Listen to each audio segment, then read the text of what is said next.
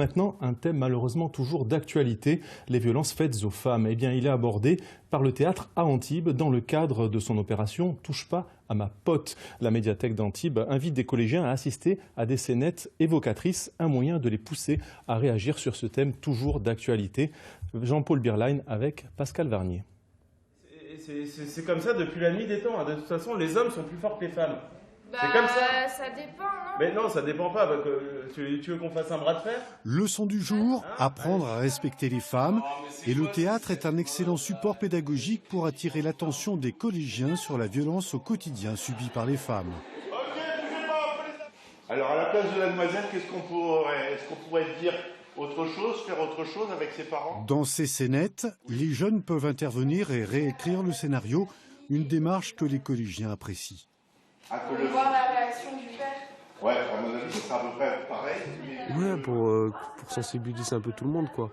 Pour montrer qu'il y a des familles qui respectent pas trop leur enfant ou filles et tout ça. Il y a des sexismes un peu, tout ça. Ça montre aux hommes et surtout aux garçons jeunes que les femmes, elles ne sont pas forcément moins bonnes ou moins fortes qu'eux et qu'elles peuvent très bien aussi arriver à avoir un travail, à réussir dans la vie sans les hommes.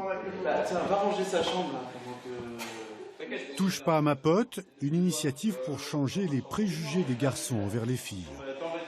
Moi, je crois à la prévention. Je crois qu'il faut des temps comme ça, des temps d'expression, des temps d'échange pour qu'ils puissent intégrer des réalités, même si sur le moment, il y a beaucoup de rire aussi, etc. Mais c'est pas grave, ça reste quand même une réflexion et c'est quelque chose... On plante une graine. En complément du théâtre, une exposition dans le hall de la médiathèque municipale souligne les attitudes et les mots qui peuvent blesser et humilier. Comment peut-on devenir violent avec son conjoint? Il y a la violence physique, bien sûr, il y a aussi la violence des mots, comme nous l'explique Karine Raymondeau, assistante sociale. Pourquoi certains hommes sont-ils violents envers les femmes? Derrière des rapports de pouvoir, chez certains hommes, il y a effectivement plutôt derrière des failles qui se cachent. Dans la relation de couple, par exemple, la peur de perdre l'autre, la jalousie.